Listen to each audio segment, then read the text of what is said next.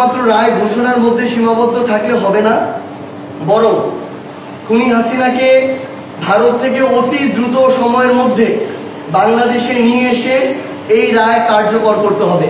কিছুক্ষণ পূর্বে জুলাই গণহত্যার নির্দেশদাতা, বিডিআর হত্যাকাণ্ডের নির্দেশদাতা, শাপলা হত্যাকাণ্ডের নির্দেশদাতা সহ অসংখ্য গুম খুন বিচার বহির্ভূত হত্যাকাণ্ডের নির্দেশদাতা খুনি হাসিনার ফাঁসির রায় হয়েছে। পাশাপাশি যার মাধ্যমে, যার সার্বিক সহযোগিতায় সাবেক স্বরাষ্ট্রমন্ত্রী কামাল, খুনি কামাল, যার সার্বিক সহযোগিতায় এই হত্যাকাণ্ডগুলো সংঘটিত হয়েছে, তারও ফাঁসির রায় ঘোষণা হয়েছে। আমরা মনে করি এর মধ্য দিয়ে কিছুটা হলেও আমাদের শহীদেরা যারা ছিল, যারা তাদের জীবন হারিয়েছে এই দীর্ঘ সময়ে, তাদের আত্মার শান্তি পেয়েছে এবং ন্যায় বিচার প্রতিষ্ঠা হয়েছে। পাশাপাশি আমরা এটাও মনে করি যে শুধুমাত্র রায় ঘোষণার মধ্যে সীমাবদ্ধ থাকলে হবে না, বরং খুনি হাসিনাকে ভারত থেকে অতি দ্রুত সময়ের মধ্যে বাংলাদেশে নিয়ে এসে এই রায় কার্যকর করতে হবে।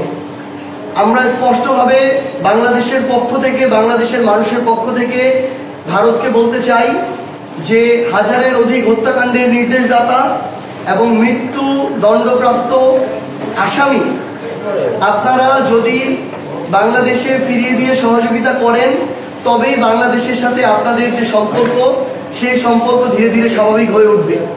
কিন্তু শেখ হাসিনাকে বাংলাদেশে ফিরিয়ে না দিয়ে বাংলাদেশের সাথে, বাংলাদেশের মানুষের সাথে ভারতের সম্পর্ক কখনোই স্বাভাবিক হবে না।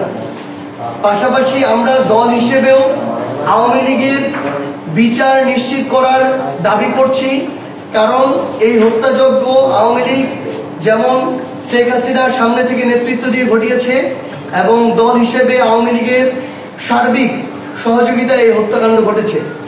সেই জায়গায় দল হিসেবে আওয়ামী লীগের বিচার নিশ্চিত করতে হবে। তাছাড়াও খুনি হাসিনা এবং তার এই পুরো ফ্যাসিস্ট সিস্টেম যতগুলো গুম খুন বিচার বহির্ভূত হত্যাকাণ্ড ঘটিয়েছে, গণহত্যা ঘটিয়েছে, এর তুলনায় আসলে এই শাস্তি কিছুই না। কিন্তু তারপরও যদি এই শাস্তি তাকে বাংলাদেশের অতি দ্রুত সময়ের মধ্যে নির্বাচনের পূর্বে কার্যকর করা যায়, তাহলে এই জুলাই অভ্যুত্থান পরবর্তী বাংলাদেশের মানুষ তারা একটা আত্মিক প্রশান্তি নিয়ে আগামীর গণতান্ত্রিক উত্তরণের পথে নির্বাচনে অংশগ্রহণ করতে পারবে। তাই আমরা প্রত্যাশা করব যে আগামী নির্বাচনের পূর্বে যেন শেখ হাসিনাকে যে কোনো উপায়ে বাংলাদেশে এনে এই মৃত্যু দণ্ডাদেশ যে রায়, সে রায়টি কার্যকর করা হবে।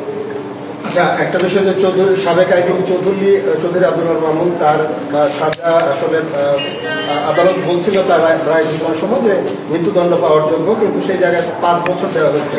আপনারা কি মনে করেন যে এটা কি আসলে আপনাদের কাছে জিনিসটা যুক্তিপূর্ণ? জি, চৌধুরী আব্দুল্লাহ মামুন যিনি সাবেক আইজিপি ছিলেন, তিনি এই শেখ হাসিনার যে বিচারিক কার্যক্রম হলো সেখানে তিনি রাজসাক্ষী ছিলেন এবং তিনি তার জায়গা থেকে প্রত্যেকটি সত্য কথা তুলে ধরেছেন। এবং আমরা আমাদের জায়গা থেকে এটাও ব্যক্তিগতভাবে যতটুকু তার সম্পর্কে জানতে পেরেছি যে তিনিও তার জায়গা থেকে ব্যক্তি জীবনে চেষ্টা করেছেন পেশাদারিত্ব বজায় রাখার, কিন্তু নানাভাবে এই সিস্টেমের অংশ হিসেবে অনেক কিছু দায়ভার তার উপরেও যায়। যেহেতু ওই প্রতিষ্ঠানটিকে ব্যবহার করে অসংখ্য অন্যায় কার্যক্রম করা হয়েছে, কিন্তু তিনি যেহেতু রাজসাক্ষী দিয়ে এই বিচারিক কার্যক্রমকে ত্বরান্বিত করতে সহযোগিতা করেছেন, আমরা তার যে শাস্তির বিষয়ে, এই শাস্তির বিষয়ে আমরা মনে করি যে এটি উপযুক্ত। আদালত শেখ হাসিনা এবং আসাদুজ্জামান খান কামালের সম্পদ জব্দের নির্দেশ দিয়েছেন। রাষ্ট্রের এটা আবার আলাদা করে বলেছেন যে যারা এই জুলাই অভ্যুত্থানের সময় যারা আহত হয়েছেন, নিহত হয়েছেন, তাদের পরিবার এবং তাদের রাষ্ট্র উপযুক্তভাবে আপনার ক্ষতিপূরণ প্রদান করে। আপনার কি মনে হয় এখানে আর কিছু বলার আছে এনসিপির পক্ষ থেকে?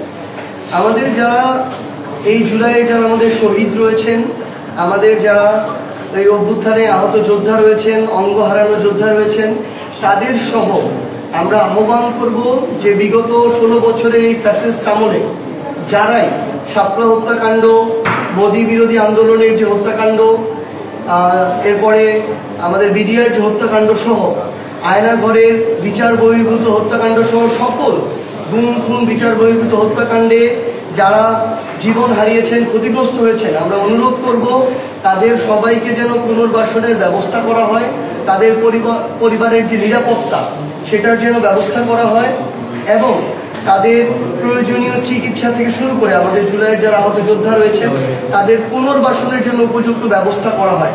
কারণ এমন অনেক জুলাইয়ের আহত যোদ্ধা শহীদ পরিবার রয়েছেন যারা এখন ঠিকমতো চলতে পারছেন না এবং তার পরিবারে ধীরে ধীরে বোঝা হয়ে উঠছেন। তো তাদের দায়িত্ব রাষ্ট্রের এবং সরকারের নিতে হবে, কারণ আমরা মনে করি জাতির ক্রান্তি লগ্নে তারাই জাতির সূর্য সন্তান হিসেবে এই জাতিকে সামনে থেকে নেতৃত্ব দিয়েছেন, তারা নিজের বুকে বুলেট নিয়েছেন, তাদের দায়িত্ব এখন রাষ্ট্রের এবং সরকারের নিতে হবে।